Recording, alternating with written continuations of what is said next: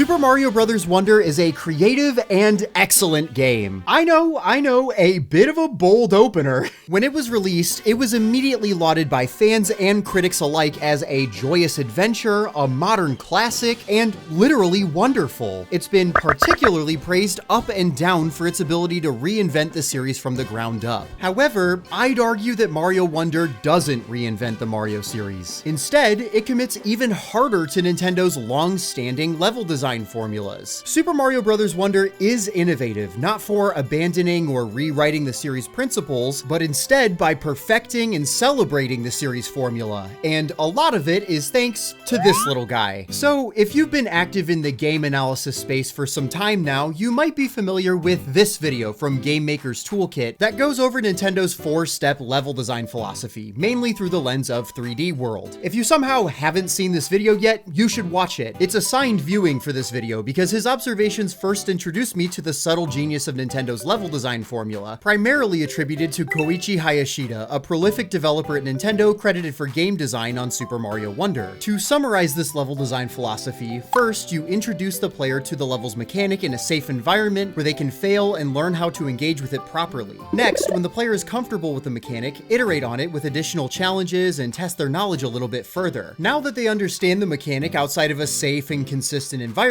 throw in a twist that encourages them to think differently about the mechanic and how it works, maybe by combining it with a previous level's idea or with added hazards or challenges. Finally, reward the player's skill with a satisfying conclusion to the level's idea. It's a smart way to make a level. You squeeze the juice from each idea wholly and evenly, then move on to something new for the next level to keep fresh, new ideas coursing through the game's veins until the very end. Once you're aware of this design philosophy, you'll notice it all over the mainline Mario games. So, how does Mario Wonder evolve this formula into something that feels like a reinvention, but secretly still furthers the tried and true principles Nintendo's been using for decades? Well, first, you've got to have ideas to iterate on, obviously, but that's easier said than done. When the designers at Nintendo sat down to create this game, a notable goal of theirs was to insert as many surprises into the game as possible, to provide the player with a sense of continuous awe and, dare I say, wonder. If you've played a 3D Mario game since Galaxy, this will sound pretty familiar to you. These games are relentless, hitting you with new idea after new idea, almost to a fault, where they move on from mechanics so fast that it feels like they're abandoning them before they're fully developed. However, if you've played a 2D Mario game within the past 2 decades, you'll find that the opposite seems to be the case. New Super Mario Bros.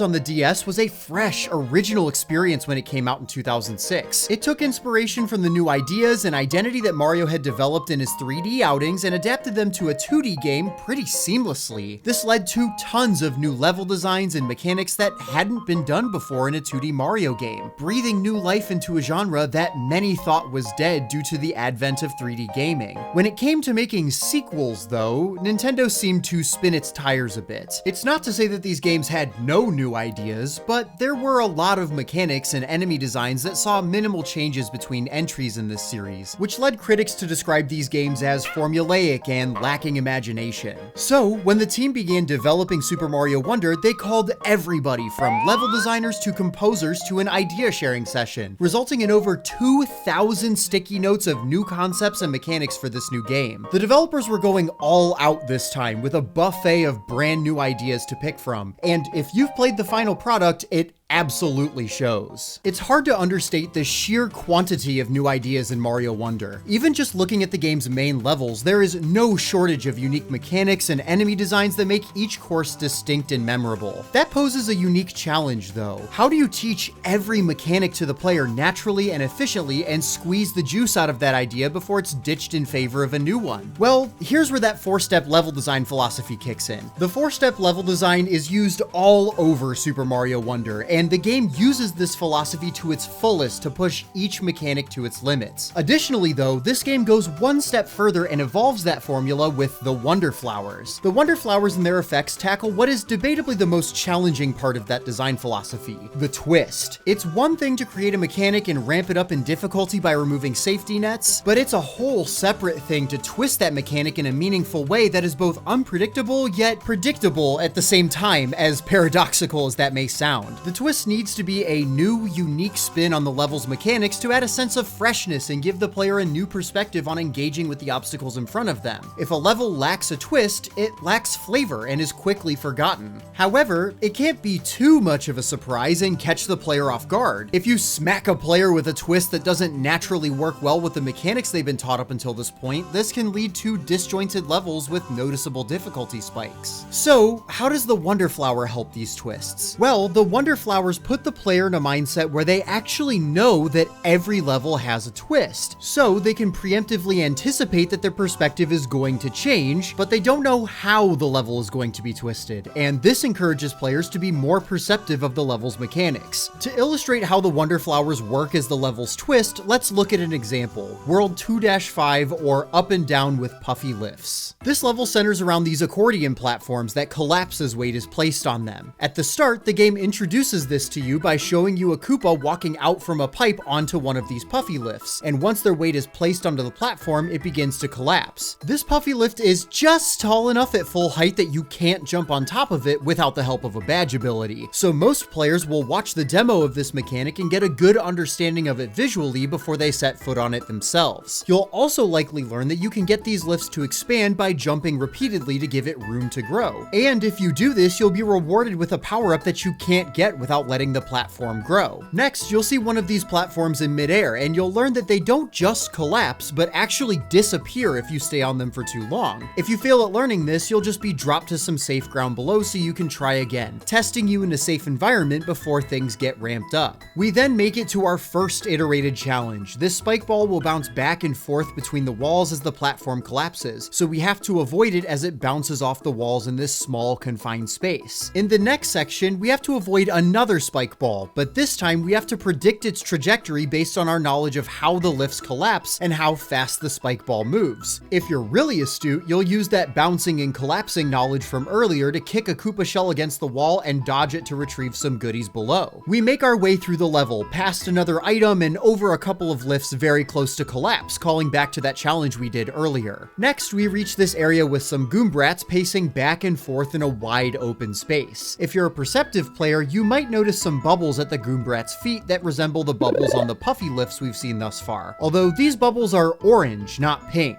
If we eliminate these enemies, a yellow Puffy Lift appears from the ground much more quickly, teasing the level's third step, or twist. We follow it upwards to encounter this level's Wonder Flower and now begin its twist. We are the Puffy Lift. So instead of avoiding these spike balls like we were earlier, we're guiding them using our knowledge of how the Puffy Lifts, how we collapse under their weight and guide and bump them into bricks to get extra goodies. You may also learn that you can actually die if you get fully crushed under the weight of one of these spike balls, but you could easily intuitively deduce this yourself, thanks to your prior knowledge of watching these platforms disappear under your weight earlier. So now you're scooting across the level, fitting yourself into it to let these spike balls pass over you quickly enough so they don't crush you, and even guiding them to break bricks. This is a great twist because it doesn't change the way the mechanic works, so all of your prior knowledge throughout the level is valuable throughout this twist. But instead, your perspective is different. Instead of being the weight on top of the lifts, you are now the lift yourself, and you have to engage with the spike balls differently than before. It's just pure genius. After you get the Wonder Seed, you get a gratifying conclusion section with some Puffy Lifts over spikes where you're quickly outrunning these spike balls and leaping towards the flagpole. A rewarding and fitting end to a phenomenally designed level. Genius twists like what we just discussed are all over this magnificently designed game. The Wonder effects give the designers so much room to introduce and iterate on mechanics throughout most of the level. Then, when the Wonder Flower hits, the player is prepared for whatever twist is coming their way. However, that feeling of surprise remains intact as the player wonders, okay, how is the Wonder Flower going to affect this level in particular? It builds anticipation for the level's twist much more than any other 2D Mario game I've ever played. Wonder effects ensure that every twist is pronounced, celebrated, and given explicit room to wow the player before the section ends and the player is pushed to the flagpole. On the other side of that coin though, if you skip a Wonder Flower in a level, the absence of the level's twist is also pronounced to you, whether implicitly through the the somewhat abrupt end of a level or explicitly through the game telling you that you missed something, the Wonder Flowers aren't just the game's primary bullet on the back of the box. They're integral to the experience, and skipping them is heavily discouraged. If you skip the Wonder Flowers, you're not just missing collectibles, but also some of the game's most rewarding bits of platforming. So Nintendo made sure to put them in places where the majority of players will notice them, because you do not want to miss these moments. Wonder Flowers allowed the designers to twist mechanics in so many inventive ways beyond this one example. The Hoppy Cat Trial is a level all about these enemies that jump when you do, so you have to think before you jump and time things accordingly so you can prompt the Hoppy Cats to jump onto certain platforms or hop out of your way. Then, when you get the Wonder Flower, the Hoppy Cats become massive and can destroy the environment, so you're tested on your ability to time your jumps and clear a path, all while still avoiding these massive enemies that can hurt you. Or Nosher Lair, a level all about these matter-eating flies that start off by coming from the right side of the screen, so you've got to move fast to get the collectibles that you want before they're eaten. But then once you get the Wonder Flower, the Noshers actually start coming from the left-hand side, turning the level into a tense and surprisingly fun auto-scroller. Death is inevitable in Nosher Lair, but you can buy time by tossing POW blocks into the horde to stun them. But the Noshers from the right-hand side might take them first, so you gotta act fast. I could go on and on.